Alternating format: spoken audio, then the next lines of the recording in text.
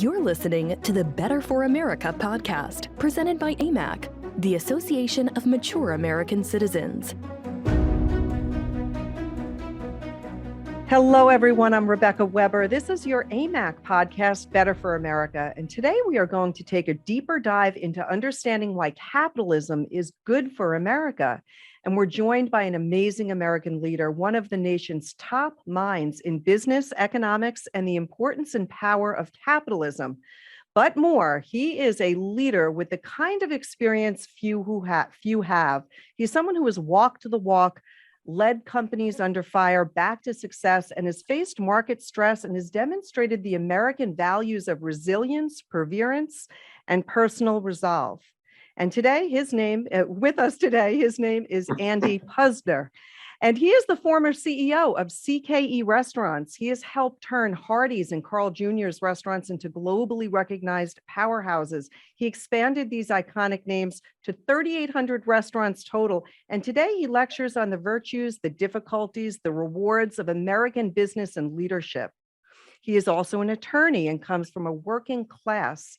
He is very, very sought after academic, a senior fellow at Pepperdine, a member of Washington University Law School's Board of Advisors, and a director on the advisory board of Prager University.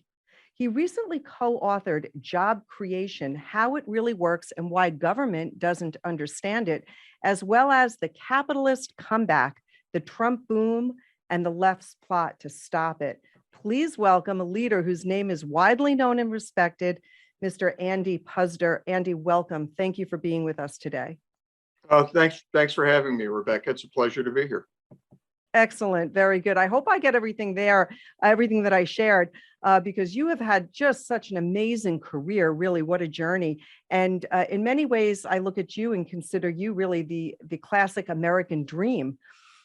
You offer a great source of inspiration in the process. So my first question is, could you share, because I do know that you have a remarkable family past, how did you come to be an attorney, a business leader, a CEO, an author, and a commentator?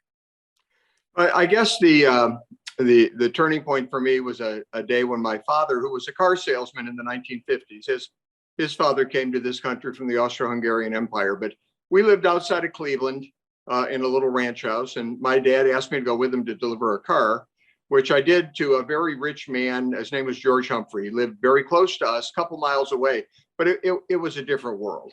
I went with him. We pulled up to this huge gate, probably the first gate I ever saw. It just was immense.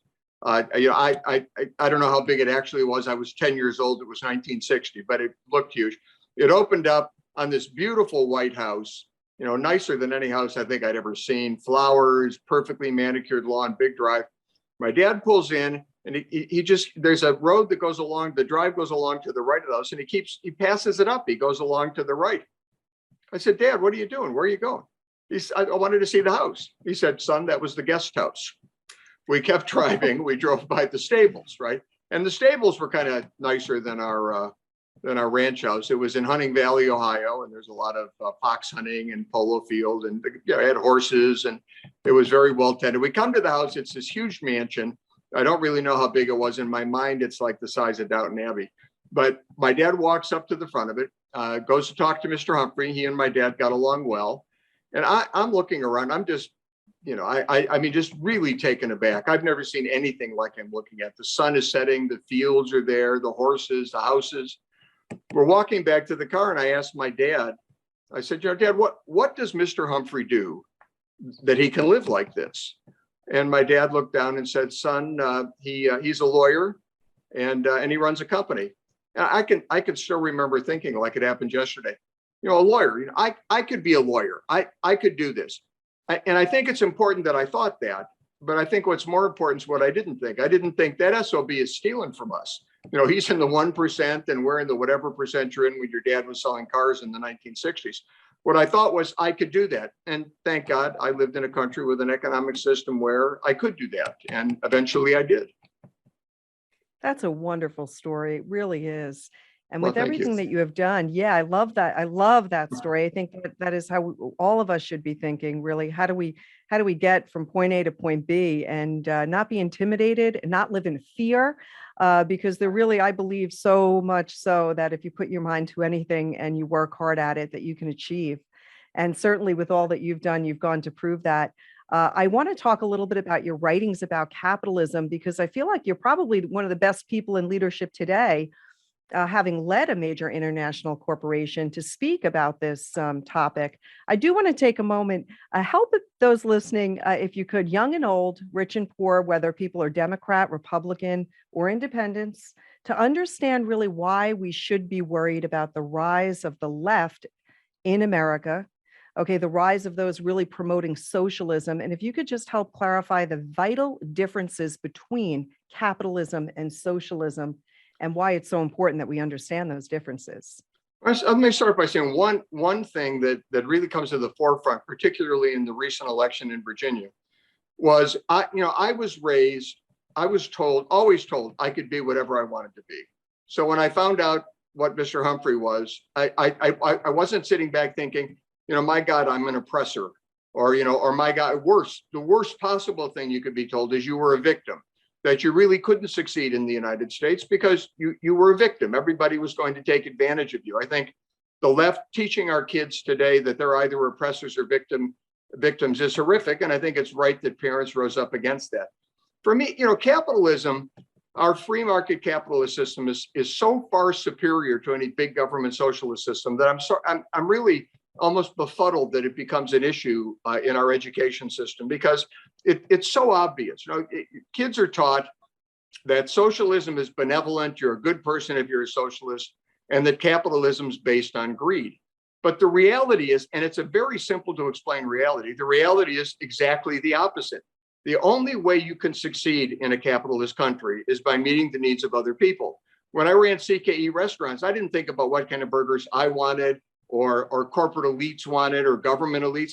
I thought, what kind of burgers you wanted? Everybody who's watching this show, when you are if you're going to succeed in a capitalist economy, you have to meet those needs, the needs of your customers. I mean, think about the grocery store, thousands and thousands of products that are screaming on the shelves to try and convince you that they have what you want at a price you can afford.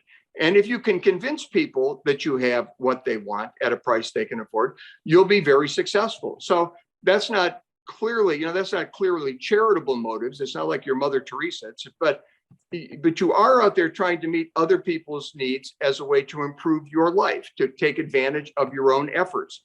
That's really a lot closer to benevolence than it is to greed. Now think about a socialist system. In a socialist system, it's just the opposite, right? Consumers don't control the economy.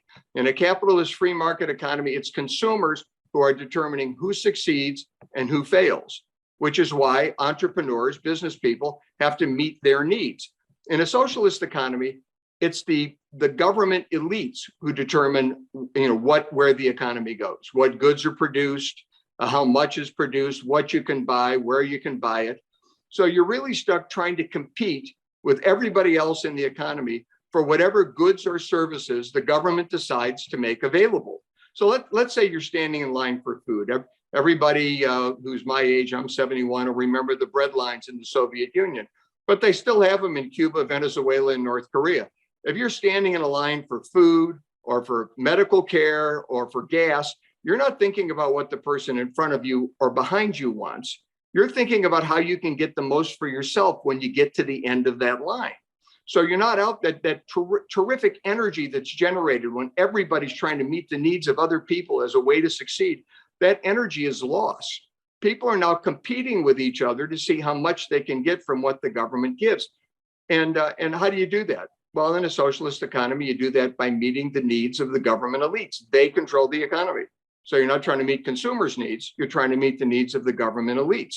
And of course, the government elites do very well. North Korea, people are starving, right? The soldiers are starving. The kids are starving. Everybody's starving. But Kim Jong-un, I don't know if you've seen a picture of him lately, but it doesn't look like he's missed any meals. This is the kind of result you end up with in these socialist economies. A very privileged elite class that's very powerful, and consumers, regular people like the rest of us, maybe living more equally, but it's equally in our poverty because we never really get the chance to achieve and succeed. Thank you. That is really so important, and so important that we recognize that government does not really create or build anything. It's No. not the government that does that for people, and things don't miraculously appear out of nowhere. So I think that it's really about people putting their trust and their faith in themselves, in people, or in government. And it seems really strangely odd that our youth are being brainwashed, as you said. It's befuddling.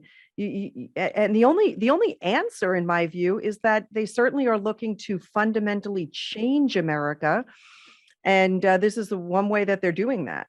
More power to government. If it's those people in government that are looking to make these changes, are they truly doing it to serve themselves over the people, or do they look at America and do they really just not love the greatness of America? The fact that people are still coming to America today to achieve the American dream. What do you think is in the minds of these extreme leftists? And we're seeing more of them today. It doesn't seem that they're so extreme. They're more common in government. But even someone like our President Biden seems to have really forgotten the greatness of America and is looking to really create an entitlement state in America. What do you think is the driver of that? Is it in fact power and greed?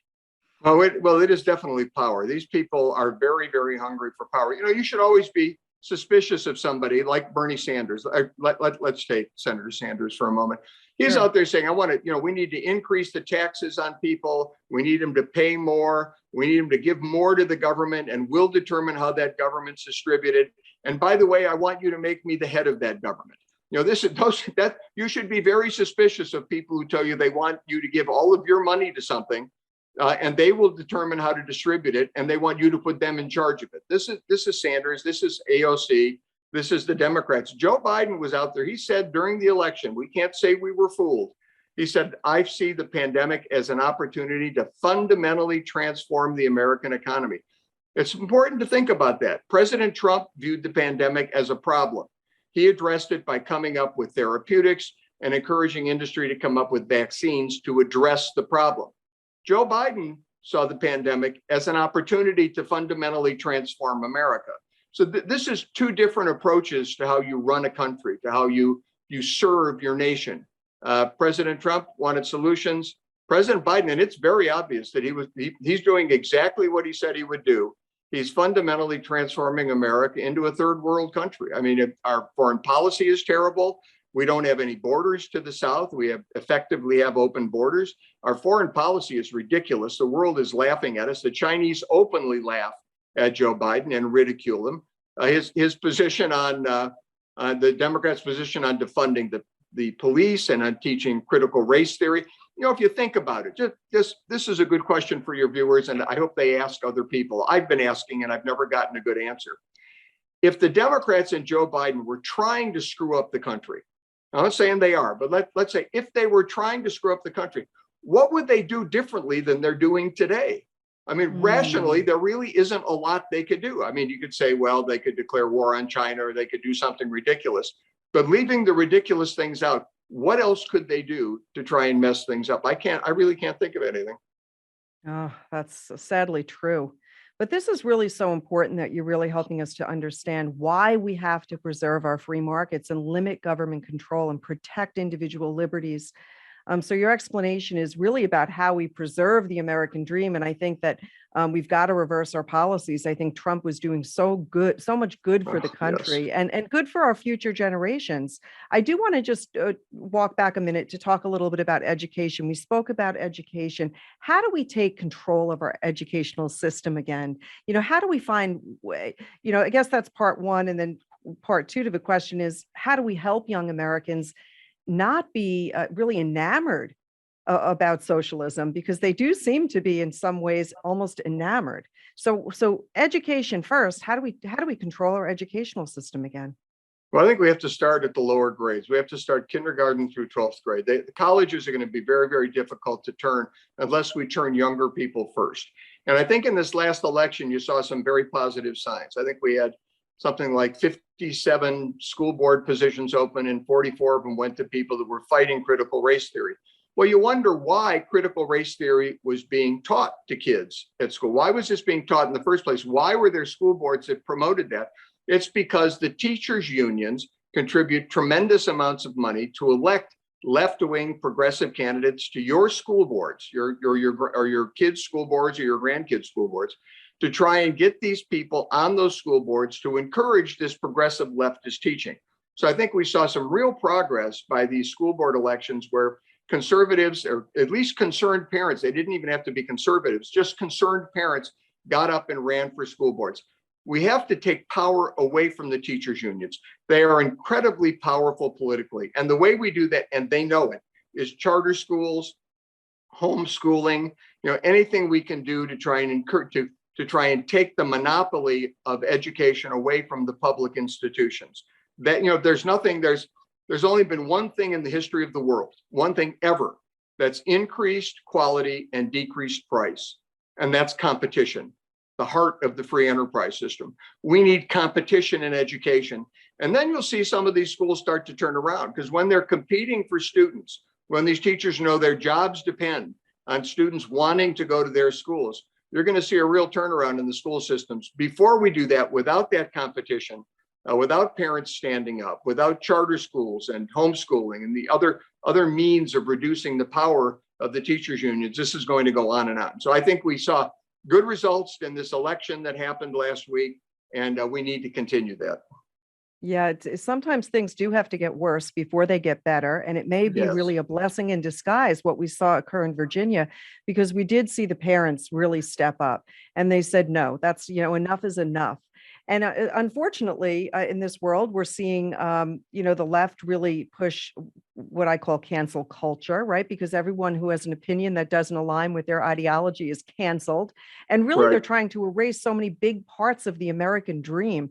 So this is, I do pray for a turning point, and I agree. Competition is what will really get these schools to start thinking. If those students begin to parents put their students in other places, what will happen? I think there's only one, the solution will be, we've got to make our customers happy. In this case, their students and the parents. I wanted to shift a quick minute to it's one of the most heartening, really hopeful and educational aspects, Andy, of what you've written has really been to point out that our founding fathers believed in our founding documents, the Declaration of Independence. They believed in free markets, and they really had it right, in my opinion, because they put us on a trajectory where we could achieve upward mobility, upward prosperity. And so I want to ask for you to take a moment and talk a little bit about how this great country came to being so great, how the principles of freedom, including political, economical freedoms, limited government, were a real springboard to everything that we enjoy today, and how our founding fathers really breathed those beliefs into our documents. Well, 1776 was obviously a very crucial year for the country and for the world. First of all, it was the United States saying, look, we're going to be a country that's based on God-given rights, the rights that are enumerated in the Declaration of Independence, the right to life, liberty, and the pursuit of happiness. And Adam Smith came out with his book called The Wealth of Nations, which described how you set up a free market capitalist economy and why you'd want to set one up, because it would make the nation that did so very prosperous. Between 1889, when our Constitution was ratified, and 1885, we went from being 13 backwoods colonies on the coast of North America to being the world's largest economy. 100 years, the blink of an eye historically. And we went from nothing to something. We went from, a country that could barely fend off the British to a country that actually had an economy that surpassed the British Empire at that point in time. So you can see the results of this, the energy that's generated by free markets, and you can see that result in the United States, but you can also see it in Western Europe, which surged economically at the end of World War II with the fall, not only of the monarchies that fell in World War I and World War II, but also the collapse of the National Socialist Party, which I assume most people on this call actually had an education. If you talk to your kids or grandkids, you're going to find out that they don't know the National Socialist Party was actually the Nazi Party. You could look at Japan, once MacArthur went in and put in and established a democracy and a free market economy in Japan, Japan soared to the point where its economy outgrew that of Western Europe for the first time in history.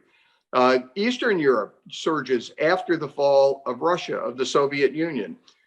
China surges once it adopted red capitalism. It's not even real capitalism. It's this red capitalism that they pretend it involves aspects of the free markets. And even then, they've been lifted. People have been massively lifted out of poverty. So the capitalist economic system, I will quote Barack Obama speaking at George Washington University in 2015. There's no dispute that the capitalist economic system has created more wealth than any economic system in history and has lifted billions of people out of poverty. This is what kids need to be taught. If the lessons are very simple, that our system is so superior to any other economic system, particularly socialist or collectivist systems. It's so easy to explain, but they've done a great job of concealing the evidence, concealing the facts, and trying to divert the attention of our youth to something other than prosperity and freedom. And we need to put an end to that. And I think, as I said, parents are doing that. You can do that when you vote. Vote for people that support these alternatives to public schools. And I think we'll get our country back on track. But it isn't going to happen tomorrow. We need to get moving. And we've got elections coming up in 2022 and 2024. And boy, we better get out and vote, because if we don't, we could lose this country. That's right. Yeah. And you've been so persuasive also at making the point that Martin Luther King believed that we should reward people based on the content of our character, not the color of our skin. And now today, people look at Martin Luther King as if he's like an old-fashioned person, and that his beliefs in the American dream are being thrown away. And they're being thrown away. The left is calling it woke capitalism, right? Rewarding people not for hard work, dedication, and good ideas and their character, but for random physical reasons, for political reasons. And isn't it something how the youth, and I don't mean to paint a broad stroke here. I know that we've got a lot of young conservatives, and I pray that they will be the fabric that holds this nation together. But it's this idea that people think that it's wrong to recognize the greatness in America, as if it's wrong to want to win, as if it's wrong to want to dream of that gorgeous home. When you stood in that yard and you looked at this, setting sky behind you saw a promise of what somebody could make for a future for themselves. And those things people are being taught that that's wrong to think that way. So it seems to me that the way the schools are really failing is they're not teaching our children how to think. They're teaching our children what to think. And that is not what schools should be doing. We should be encouraging our youth to explore and think hard. Look at the history as you've laid out over that 100-year period. My goodness, it's wonderful that you're reminding us of that, because that is a short period of time for us to get so far. There are people who are likely listening, and they might say, yeah, we agree, we like capitalism, it's good, free enterprise is good, but what about all those millionaires, multimillionaires, billionaires? Isn't it unfair that certain people struggle and other people can make millions, even billions of dollars here in America? What do you say to that? Because there are some folks, what they're saying all over the news, that the richest of the rich are not paying their fair share. And I think to average people could say, well, are they? Aren't they? They're believing what they're hearing. So for all those uber wealthy people out there and those millionaires and billionaires, how do you respond to those thoughts that people might have about it being unfair? Well, let's start with these people making a tremendous amount of money. As you know, Elon Musk, Steve Jobs, Jeff Bezos, Henry Ford, they didn't make a tremendous amount of money by stealing from us, as would happen in a big government socialist economy. They benefited tremendously individually because they benefited us tremendously. Think everybody's driven a car. What did Henry Ford do? Well, he didn't try and make cars for kings and queens and government elites. He tried to make cars for the common man and the common woman. He was very successful. People could afford cars. It transformed not only our country, but the world. And he was tremendously successful because he did that. Jeff Bezos developed the most incredible distribution system in the history of the world. There's no country, no corporation, no individual that's ever come up with anything like Amazon. Thank God he did it before the pandemic. Where would we have been without Amazon? Not to mention, the spinoffs like Uber Eats and Grubhub and Instacart for groceries. These are all. This is an incredible concept, and he was made tremendously wealthy.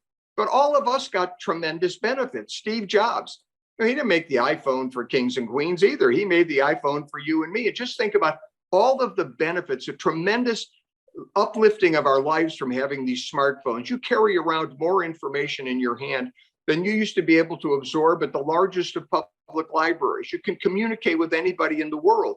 I mean, it's amazing the things you can do on that iPhone. Do I care that Steve Jobs maybe made 50 cents per iPhone? No, I don't care. I'm glad that the world got to benefit from what he did.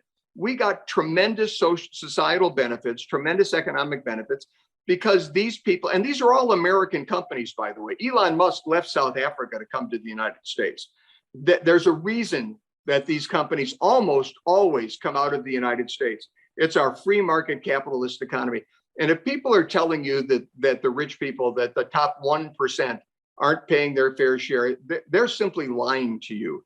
The top 1% of Americans pay about 40% of all income taxes. They make about 20% of all income. So they're paying really double. If they were paying their fair share, you would think they would pay like 20%. If they earn 20%, seemed to be fair to me that they pay 20% of the income.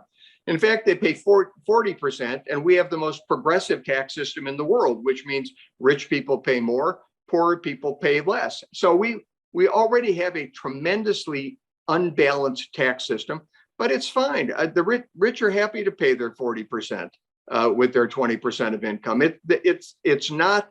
This is not what you're being told. This is what the IRS tells us. These are the numbers that come out annually. And I'll tell you something else. After the Trump tax cuts, right? The rich were paying 40% of all income taxes. Before the Trump tax cuts, when the tax rate for the wealthy was higher, they paid 37% of all taxes. Wow. In fact, if you Art Laffer's Laffer Curve, I don't know if you've ever heard of that, but what basically says is that if tax rates are zero, we get zero tax revenue. If tax rates are 100%, we get zero tax revenue because nobody's going to want to earn any. Why would you earn any money if you're paying 100% of it to the government? So some point between 0 and 100 is where you get the maximum. You collect the maximum amount of tax revenue. And the fact of the matter is that it's about where we are now. And in fact, it got better when we lowered taxes slightly. From Obama had increased them, we lowered them back down. Ronald Reagan had the same experience. He lowered tax rates, and rich people paid a lot more tax because rich people can control their income. So a lot of what we're being told is just false. Rich people benefit us tremendously, and they benefit tremendously, and they are paying their fair share. So it's just not true. There's no guarantee these people are going to succeed. Henry Ford went bankrupt twice before he had the Ford Motor Company. If you look at Jeff Bezos and Steve Jobs, keep in mind, they're both adopted, right? And they started Amazon and Apple in their adopted parents' garages with money they got from their adopted parents. There was no guarantee these guys were going to be successful. You take a risk when you go into business. And if you succeed, if you benefit other people, if you meet your consumers' needs, you will benefit tremendously. But that applies also to pizza parlor. The guy in your pizza parlor in your neighborhood, he only succeeds if he meets your needs. So this is across the board. An incredible economic system generates tremendous energy, tremendous success, and tremendous benefits for everybody. Yeah, that is such a great point. We've got to remind ourselves of that. I mean, my father was a real entrepreneur, and he was a businessman. He had a great mind, and he loved ideas and loved to keep busy. He was very unusual in that, he had this real vitality, and every time he fell, he got right back up again. And that was what he enjoyed so much about creating and building. And as a young girl growing up, watching my father sort of under his wing, I saw how hard things were for him. My father passed away 18 months ago. He worked for Allstate, and he saw that he was making Allstate a lot of money. He said, I think I can do this. I think enough people like me, and I can sell life insurance and auto insurance and do it on my own. And when I was 10 years old, quick story, when I was 10 years old, My father, it was 1980. This was the year he decided that he would break away. It was a tough time in America, and banks didn't want to loan him money, that kind of a thing. And he gathered the five kids. My youngest brother was 5 years old at the time, and the oldest was 12. Five of us, my mother was home raising us, one car. You know what it was like back in the 70s and Yep. 80s, different world, as you said. And my father said to me, this Christmas, Santa Claus has a few reindeer that are unable to pull the sleigh, so he's got to get a much smaller sled. But Rudolph will still be definitely delivering gifts, but not all of the others. Some of them, I think it was Donner who was sick, and Blitzen. And he said, so there's going to be fewer gifts under the tree, but we'll pray that the reindeer heal, and we'll remember why we're celebrating Christmas after all. And that Christmas, we never noticed that we got two gifts instead of five or something like that. But boy, I saw him. I saw how he worked. I saw how hard he worked. I watched him walk in the door at 11 o'clock at night. I knew how much it killed him to have to leave his kids on weekends to go work. And it took, 15 years for him to really build something so that he and my mother, his wife of over 50 years, could finally retire, only for him to start Amac, Andy. Dan Weber was the one who said, All right. you ought to start something to compete against AARP. But that's just the whole thing. It was just an idea. And we've done so much good, Amac, that is. If Dan Weber hadn't said, let's start this alternative to AARP, then there wouldn't be us in Washington, D.C. today really fighting on the issues to help make America great, and really to better the lives of all Americans, but especially those 50 and older. So while AARP is looking to expand, healthcare, a federal takeover of healthcare, and they're endorsing all of these crazy policies, AMAC is here to protect and preserve your interests. So again, just to brag a little bit about my own father, I apologize, but it's a wonderful story. Right. And I just want to encourage people to go out there. If you have a dream, you're never too old. Dan Weber was 65 when he thought of the idea to form AMAC. We're 2.4 million members today. So for people listening, if you have that dream, go ahead and pursue it. We're going to work hard to make sure that the federal government stays out of your business and is only there in the ways that we vote government in office, and that is to protect us and make sure that things are done on the up and up. But do you understand exactly what woke capitalism means, really? I don't. Yeah, there are some elements to it. One thing is for example, when Nike uses Colin Kaepernick in an ad, that's supposed to be a big woke thing. Nike's a woke company. Well, when Nike talked about the ad, they didn't come out and say, we did a Colin Kaepernick ad, we're losing money, but we're really good guys. They came out and said, we did the Colin Kaepernick ad and we made a lot of money. That's really not woke capitalism. That's just plain old capitalism. You do an ad that appeals to your target market and you get rewards for it. Coke tried that. They implemented something against the Georgia voting law. They put in some critical race theory HR program for their employees, which the employees went nuts about. Well, that didn't work so well for Coke because Coke doesn't have a market like Starbucks or Patagonia or Nike that's really kind of progressive, younger, that a Colin Kaepernick kind of thing would appeal to. When Coke tried to look woke, they got slammed. There's a report came out from Rasmussen, a poll saying 37% of Americans were less likely to buy Coke products. Well, I'd sure like to have been at that Coke board of directors meeting when the CEO informed all the directors that 37% of America was less likely to buy their products. So they backed off. That's really not woke. That's just sort of trying to make a profit. The Business Roundtable, it's kind of the same thing. They've said, we're not going to focus on shareholders and profits. We're going to focus on customers, employees, supply chain, and our community. That's the new stakeholders. Well, what idiot CEO doesn't focus on his customers? Of course you focus on your customers. Your employees are your most valuable asset. Like, who wouldn't focus on them? If you don't focus on your supply chain, well, your supply chain isn't going to supply you. You're going to go through something like the pandemic. They're going to give all the supplies to somebody else. And everybody knows you need to be liked in your community. So I really don't, I think all of that was designed to address what's called ESG investing. Because you've got these huge investment firms. You've got BlackRock, Vanguard State Street, that are run by these far leftists. Larry Fink, who's the CEO of BlackRock, is really a progressive crusader. He's out there trying to manipulate businesses to change the environment by 2050. He even sounded like Joe Biden.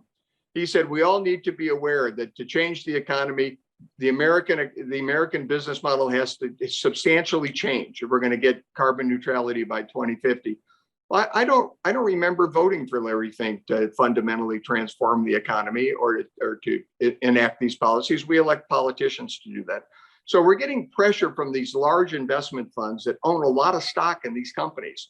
BlackRock, it manages $9 trillion in investments from state pension funds, including red state pension funds, not just blue state pension funds. And they are the first, second, or third largest shareholder in 80% of the companies listed on the S&P 500. So we've seen, just like we've seen the left penetrate our education establishments, they penetrated and took over the media, they've penetrated and overtaken the entertainment industry. They're now trying to do the same thing with respect to the business community. So I've been making a real effort to put up some opposition to this ESG investing trend, and to make sure people understand exactly what BlackRock, State Street, and Vanguard are doing. Because quite honestly, they're doing it with your money. If you're in a pension fund, if you have retirement income, I guarantee you that pension fund has some money invested, if not a lot of money invested, with BlackRock, Vanguard, State Street, and these other investment funds that are using your money to pursue things that are not in your economic interest and not consistent with your ideals. So this is a big problem. Wow, thank you for that. I have two more questions before we let you go, and thank you. You've been so generous with your time. Real quickly, explain to folks listening, why is it bad for the federal government to mandate a minimum wage well above that which many companies are not paying, especially to those young, 16, 17-year-olds that are looking for part-time work, while going to school, going to college. Why are you someone who feels that would be not a good thing for America business and America economy? When the wages will go up when the economy grows. Under President Trump, we had 20 straight months of 3% plus wage growth, which we didn't have 1 month of 3% plus wage growth following the Great Recession under President Obama. But we had 20 straight months under President Trump because he got the economy going again. And we saw incomes median family income hit the highest level it's ever hit, and the poverty rate hit the lowest level it's ever hit, and income inequality declined for 2 years in a row. This is going into the pandemic. So you can't lift wages organically. When you try and impose a minimum wage that's above what businesses can afford to pay under the economic circumstances they're facing, then they look for other things to do. They look for ways not to have employees. I mean, they look for, in the burger industry, they've got machines where you can order your food instead of going to the counter. They've now got machines that actually make these food products, so you need less employees. Businesses will cut back on the number of employees. They'll increase hours of existing employees.